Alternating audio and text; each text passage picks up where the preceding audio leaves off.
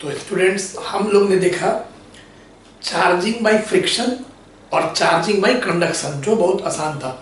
तीसरा हम लोग का थर्ड है charging by induction. Charging by induction समझने के लिए पहले आपको समझना होगा चार्ज इंडक्शन क्या होता है या चार्ज सेपरेशन क्या होता है। ठीक है, इसको देखते हैं। बोलता है क्या, it is process of redistribution. Redistribution माने कि सजेगा भी चार्ज, प्लस एक तरफ माइनस एक तरफ। Redistribution of charge in a body due to presence of nearby charge body. ठीक है, इसको समझते हैं। एक अनचार्ज बॉडी है। अनचार्ज बॉडी का मतलब क्या है? इस पे नेट चार्ज जीरो है। नेट चार्ज इस पे क्या है? जीरो। ये अनचार्ज बॉडी है। तो इसके अनचार्ज बॉडी में नेट चार्ज जीरो, मतलब इसके अंदर आपका plus minus plus minus plus minus plus minus plus minus ऐसे होगा आपका।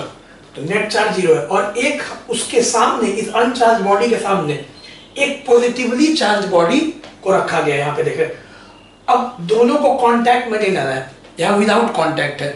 बस एक चार्ज बॉडी को अनचार्ज बॉडी के नजदीक लाया गया है। टच नहीं करना है, कनेक्ट नहीं करना है। अब होता क्या है, बी के अंदर कुछ ऐसा खलबली मचता है। क्यों मचता है अभी बताऊंगा। ऐसा खलबली मचता है कि ए जो है, अगर ए पे मान लीजिए शुरू में चार्ज क्यू है, तो ए पे क्यू ही चार्ज रहेगा, जस का तस जैसे था। लेकिन बी के अंदर जो चार्ज का है अरेंजमेंट हो जाता है, रीडिस्ट्रीब्यूशन हो जाता है। और बी के इस तरफ आगे सामने वाले हिस्से पे इधर माइनस आ जाता है और पीछे वाले हिस्से पे प्लस आ जाता है। आधा सामने माइनस, पीछे आपका आ गया प्लस। तो आप ऐसे भी मान लीजिए, यहां पे माइनस क्यू डैश आ गया, प्लस क्यू डैश आ गया। अगर आप ध्यान से देखेंगे तो अभी भी जो नेट चार्ज है, अभी भी जो नेट चार्ज है, अभी भी बी पे जीरो है, मतलब बी अभी भी अनचार्ज है। लेकिन यहां क्या हो गया? रीडिस्ट्रीब्यूशन ऑफ चार्ज हो गया, चार्ज इंडक्शन हो गया। फिर आप कोशिश कीजिए समझने का। ये नेगेटिव चार्ज है और बी अनचार्ज है। पहले पॉजिटिव लाए थे, अब ये नेगेटिव चार्ज लाए। अब बी के अंदर फिर खलबली मचेगा। अब आप थोड़ा सा सोचिए, और आप सोच ही नहीं होंगे कि ए तो जस का तस ही रहेगा, माइनस क्यू। बी के अंदर खलबली मचेगा और इसके इस तरफ हम लोग को ऐसे मॉडल दिखाया जाता है कि यहां आ गया प्लस क्यू और यहां आ गया माइनस क्यू, डैश दे दीजिए। अभी भी बी पे नेट चार्ज, अभी भी नेट चार्ज क्या है? जीरो। मतलब ये ऐसा नहीं कि बी चार्ज हो गया, बी पे सिर्फ रीडिस्ट्रीब्यूशन हुआ है चार्ज का। एक तरफ प्लस आ गया, एक तरफ माइनस आ गया। अब ऐसा हो क्या है, इसको बोलते चार्ज इंडक्शन हो गया, चार्ज सेपरेशन हो गया। ठीक है, अब इसको समझिए ऐसा होता क्या है। अब ऐसा होता क्यों है भाई कि मान लीजिए कोई बॉडी है, बॉडी बी। अब बॉडी बी के अंदर plus minus plus minus plus minus plus minus सब आराम से प्रोटॉन और इलेक्ट्रॉन जी रहा है। एटम है, सब न्यूट्रल है। ठीक है, प्लस माइनस कैंसिल हो रहा है। अब ये अनचार्ज है, नेट चार्ज जीरो है। और कपल बना के प्लस माइनस आराम से कपल बना के रह रहा है। लेकिन जैसे ही बी के सामने एक चार्ज बॉडी आएगा, अब सोचिए चार्ज बॉडी आ गया, अब इसके अंदर खलबली मच जाएगा। क्यों? ये पॉजिटिव इसके अंदर के नेगेटिव को अट्रैक्ट करेगा अपनी ओर, और ये पॉजिटिव इसके अंदर के पॉजिटिव को रिपेल करेगा। तो ऐसे क्या होगा, बी के अंदर रीअरेंजमेंट होगा, सेपरेशन होगा, और प्लस माइनस को अपनी ओर अट्रैक्ट करेगा और प्लस प्लस को रिपेल करेगा। और इस तरह से हम लोग ये शो करते हैं। ठीक है, उसी प्रकार आप देख रहे हैं कि अगर ये नेगेटिव चार्ज बॉडी था तो नेगेटिव किसको अट्रैक्ट करेगा? पॉजिटिव को। तो पॉजिटिव इस सामने आ गया और नेगेटिव नेगेटिव को क्या करेगा? रिपेल करेगा। तो नेगेटिव कहां चला गया? पीछे हो गया। अब आप सोचिए, बॉडी बी मतलब कि जो इंडक्शन हो रहा है, आधा सरफेस पे प्लस आधा सरफेस पे माइनस। ठीक है, ये कंडक्टर में होता है कि इंसुलेटर में होता है? अब आंसर है दोनों में। जो चार्ज इंडक्शन है दोनों में होता है, बस कारण अलग अलग है। और बताने के पहले बता दूं, ये डिटेल में एनसीईआरटी के चैप्टर 2 में है। 2 page properties of conductor, 2-3 page properties of insulator. अभी हम लोग को थोड़ा सा थ्योरेटिकल जानकारी रखना पड़ेगा। ठीक है, तो थोड़ा सा बताते हैं। बॉडी भी अगर कंडक्टर है, इफ बॉडी भी इज कंडक्टर, देन इंडक्शन क्यों हुआ? चार्ज का सेपरेशन क्यों हुआ? आधा सरफेस पे प्लस और आधा surface minus, due to movement of free electrons. अब हम क्या बताए थे कंडक्टर में चार्ज का फ्लो होता है तो मूवमेंट जैसे ही ए को सामने लाते हैं, बी के अंदर जो इलेक्ट्रॉन है, फ्री इलेक्ट्रॉन, उसको ए अपनी ओर अट्रैक्ट करता है, पॉजिटिव नेगेटिव को अपनी ओर क्या करता है, अट्रैक्ट करता है। तो इलेक्ट्रॉन का मूवमेंट होता है और इसके कारण एक साइड प्लस माइनस आ जाता है, एक साइड प्लस। ठीक है, सेम सा सोच सकते हैं कि नेगेटिव को, अब इसके अंदर जो फ्री इलेक्ट्रॉन है ये नेगेटिव, इसके अंदर के फ्री इलेक्ट्रॉन को क्या करेगा, रिपेल करेगा। ठीक है, और इलेक्ट्रॉन को दूर ढकेल देगा। ठीक है, तो इधर प्लस और इधर माइनस आ जाएगा। थ्योरेटिकली इस बात को समझिए। अब सोच एक बात और जानिए, कंडक्टर के लिए ये जो Q डैश है, अब ये जो Q डैश है इसको बोलते हैं इंड्यूस्ड चार्ज। क्या बोलते हैं, इंड्यूस्ड चार्ज। ठीक है, Q डैश इंड्यूस्ड चार्ज, और ये आपका एक्चुअल चार्ज जो पहले से बॉडी पे है। तो एक है Q और एक है Q डैश।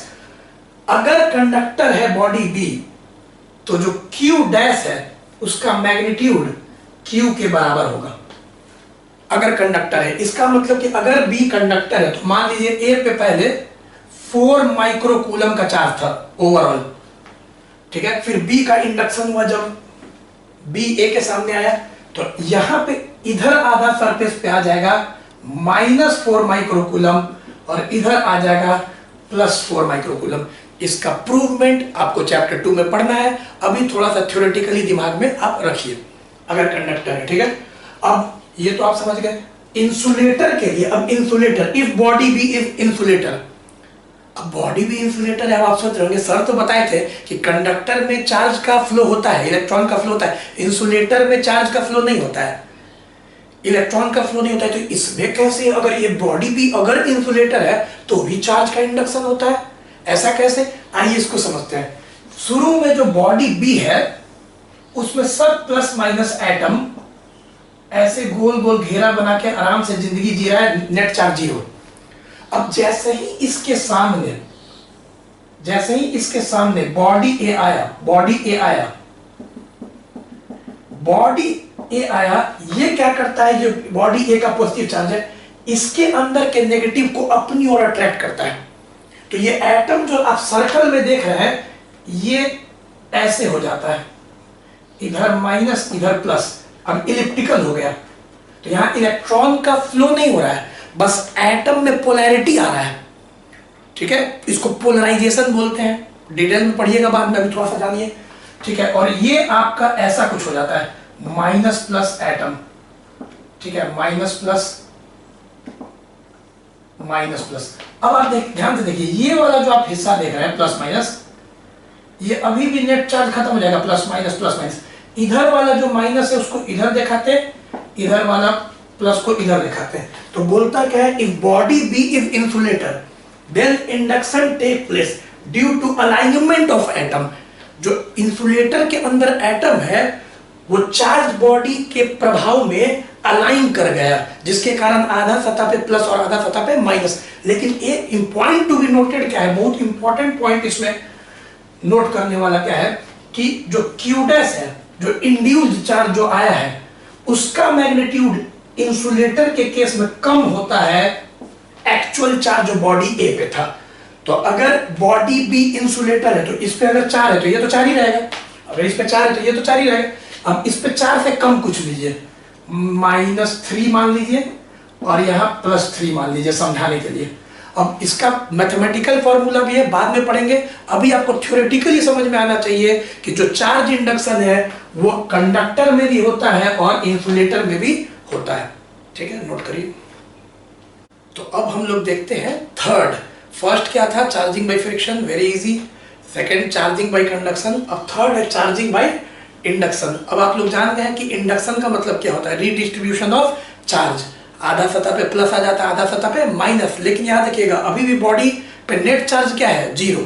तो अब चार्जिंग बाय इंडक्शन में भी 2 केस है। ये जो पहला केस है ये NCERT का पहला इंटेक्स्ट एग्जांपल है। ठीक है, क्या बोल रहा है, एक स्फीयर है, मेटल स्फीयर मतलब कंडक्टर, मेटल स्फीयर है और इसको इंसुलेटिंग स्टैंड पे रख दिया है। इंसुलेटिंग स्टैंड, याद कीजिएगा इंसुलेटर है तो इस पे जब चार्ज आएगा भी तो नीचे फ्लो नहीं करेगा। चार्ज सिर्फ फ्लो करता है कंडक्टर में, इंसुलेटर में नहीं। तो अब एक मेटल स्फीयर है ए जिसपे कोई चार्ज नहीं है, अनचार्ज है, इसको हम लोग को पॉजिटिवली चार्ज बनाना है by the method of induction and earthing. तो देखिए स्टेप 1 में क्या बोलता है एनसीईआरटी। स्टेप 1 में क्या है कि मेटल स्फीयर ए अपने जगह पे है, ये इंसुलेटिंग स्टैंड है, इसके सामने हम लोग एक नेगेटिव चार्ज रॉड ले आते हैं, नेगेटिवली चार्ज रॉड इसके सामने लाते हैं, टच नहीं करना है, विदाउट कॉन्टैक्ट, ठीक है, टच। तो अब बताइए इसके अंदर खलबली मचेगा। और बताए थे चार्ज इंडक्शन में क्या होता है कि अगर ये माइनस आएगा तो इधर ये प्लस को अट्रैक्ट करेगा और माइनस को ढकेल देगा, तो आधा सरफेस प्लस आधा सरफेस माइनस हो जाएगा। तो फर्स्ट स्टेप में क्या हुआ कि मेटल ए का चार्ज इंडक्शन हो गया। अब याद रखिएगा ये टेम्पोररी इफेक्ट है, अब ये नहीं कि आप रॉड हटा दे, अगर रॉड हटा दीजिएगा तो प्लस माइनस फिर अंदर चल जाएगा, कपल बना लेगा, तो फिर आप इसी अवस्था में आ जाइएगा। तो अभी इसको नहीं हटाएं। स्टेप 2 में रॉड को नहीं हटाएं, जो नेगेटिव रॉड है, नेगेटिवली चार्ज रॉड, उसको रहने दें 10 का 10। स्फीयर ए को अर्थ कर दे, ऐसे अर्थ सिखाए थे शुरू में, ठीक है। अब इसको अर्थ कर दे, अर्थ करने से क्या होगा, ये जो नेगेटिव चार्ज है ये अर्थ में फ्लो हो जाएगा, नेगेटिव चार्ज अर्थ में फ्लो हो जाएगा और पॉजिटिव चार्ज इस नेगेटिव चार्ज से, रॉड के नेगेटिव चार्ज से बाउंड रह जाएगा, बंधा रह जाएगा। याद रखिएगा अभी भी धरती को मन है कि ये पॉजिटिव चार्ज को भी खा जाए, क्योंकि शुरू में अर्थिंग बताए थे ना कि धरती क्या करता है, कोई भी अनचार्ज बॉडी कंडक्टर को, चार्ज कंडक्टर को अगर अर्थ कीजिएगा, आइसोलेटेड चार्ज कंडक्टर है, अर्थ कीजिएगा तो अभी बेसिक कॉन्सेप्ट क्या है कि उसका सारा चार्ज धरती खा जाएगा। तो ये तो सर बताए थे, तो आपको लग रहा होगा कि इसको अर्थिंग करेंगे तो पूरा इसका चार्ज धरती खा जाएगा, लेकिन ऐसा क्यों नहीं हुआ आप सोचिए, क्योंकि ये प्लस को ये माइनस बांध के रखे हुए, मतलब धरती को मन है कि ये भी प्लस को करके इसको न्यूट्रल कर दे, लेकिन कर नहीं पाएगा। अब आप बताइए रॉड हटाए थर्ड स्टेप में कि अर्थिंग हटाए। अगर रॉड हटा दीजिएगा तो फिर से ये सारा चार्ज अर्थ खा जाएगा और लौट के बुद्धू घर को आ जाएगा। तो इसीलिए अभी आप रॉड को स्टेप 3 में भी आप रॉड को रहने दें। अब अर्थिंग रिमूव कर दीजिए, तो ये आपका पॉजिटिव चार्ज जो कि नेगेटिव से अट्रैक्टेड है ऐसा ही रह जाएगा। अब कॉमन सेंस है कि स्टेप 4 वेरी इजी, अब आप रॉड हटा सकते हैं। स्टेप 4 में रॉड हटा दीजिए। जैसे ही आप रॉड हटाइएगा ये सारा पॉजिटिव चार्ज एक दूसरा को रिपेल करके पूरे स्फीयर पे यूनिफॉर्मली छितरा जाएगा, डिस्ट्रीब्यूट हो जाएगा। तो ये पहला मेथड है, ठीक है ना, पहला केस बोल सकते हैं आप। अर्थिंग के मदद से कैसे हम लोग एक मेटल स्फीयर को पॉजिटिवली चार्ज कर दिए। अच्छा आप सोचिए अगर हमको मेटल स्फीयर को नेगेटिवली चार्ज करना रहता, पूरा नेगेटिवली, तो आप क्या करते हैं, स्टार्टिंग में एक पॉजिटिवली चार्ज रॉड लाते हैं, तो ये पॉजिटिव होता, तो यहां नेगेटिव आता, इधर पॉजिटिव आता, फिर आप अर्थ करते तो नेगेटिव बच जाता, पॉजिटिव चला जाता, फिर आप अर्थिंग हटाते, फिर रॉड आता, पूरा नेगेटिव आ जाता, ठीक है। तो ये हम लोग का केस 1 है। केस 2 देखते हैं इसमें क्या है। तो अब हम लोग देखते हैं case 2 bye separating 2 metal spheres. इसमें क्वेश्चन क्या है, 2 मेटल स्फीयर है, इंसुलेटिंग स्टैंड पे रखा हुआ है, ठीक है, ताकि इसका चार्ज बचा रहे। अब शुरू में ए और बी अनचार्ज है, दोनों पे कोई चार्ज नहीं है। अब दोनों पे हम लोग को चार्ज लाना है अपोजिट नेचर पे, मतलब एक पे प्लस लाना है तो एक पे माइनस लाना है इंडक्शन की मदद से, ठीक है, इंडक्शन के मदद से। ए और बी कांटेक्ट में, लेकिन इंडक्शन यूज करना है, इसको कंफ्यूज मत होइएगा, ध्यान समझिए। अब 2 मेटल स्फीयर है भाई, दोनों कांटेक्ट में। अब इंडक्शन की मदद से इन दोनों को तो नहीं छूना है हम लोग को फिलहाल। अब सेकेंड जो केस है उसमें बोल रहा है 2 मेटल स्फीयर है ए और बी इंसुलेटिंग स्टैंड पे, इंडक्शन के मदद से दोनों को चार्ज करना है। तो ये भी इंफॉर्मेशन रखिए ब्रेन में। ए और बी दोनों कंडक्टर है, दो मेटल स्फीयर है ए और बी, दोनों को टच करके रखा गया है, तो ये अभी एक सिस्टम की तरह काम करेगा ए और बी, क्योंकि टच में है। और याद रखिएगा, बार बार बोलते हैं कंडक्टर में चार्ज का फ्लो हो सकता है, इंसुलेटर में चार्ज का फ्लो नहीं हो सकता है। तो ये दोनों टच में है, तो इन दोनों में आपस में चार्ज का फ्लो हो सकता है। अभी दोनों न्यूट्रल है, अनचार्ज है। अब जैसे ही मैं एक, मान लीजिए पॉजिटिव चार्ज रॉड, एक रॉड है पॉजिटिवली चार्ज रॉड को नियर बाई लाऊं, जैसे ही नियर बाई लाऊंगा इसका इंडक्शन होगा। अभी ए और बी को एक ही सिस्टम मानिए, क्योंकि दोनों टच में और दोनों कंडक्टर है, दोनों मेटल है, तो इसमें इंडक्शन होगा। तो ये प्लस इसके माइनस को अट्रैक्ट करेगा और प्लस को रिपेल करेगा। बोलते हैं चार्ज सेपरेशन हो गया, चार्ज इंडक्शन हो गया। अब समझ में आ रहा होगा। अब जब ऐसा हो गया तो अब रॉड तो आप हटाइएगा नहीं, क्योंकि अगर इस रॉड को हटा दीजिएगा तो फिर ये प्लस माइनस अंदर चला जाएगा अभी, ठीक है। तो अब क्या करेंगे, रॉड को रहने देंगे, पॉजिटिव चार्ज रॉड को रहने देंगे, और ए और बी को, जो माइनस था प्लस था, स्टैंड पकड़ के हल्का सेपरेट कर देंगे, अलग कर देंगे। अभी भी ऐसा ही आपका अवस्था रहेगा। अंत में इस रॉड को हटा देंगे। अब रॉड को हटाएंगे तो ये सारा माइनस एक दूसरा को रिपेल करके बोला जाता है कि यूनिफॉर्मली डिस्ट्रीब्यूट हो गया,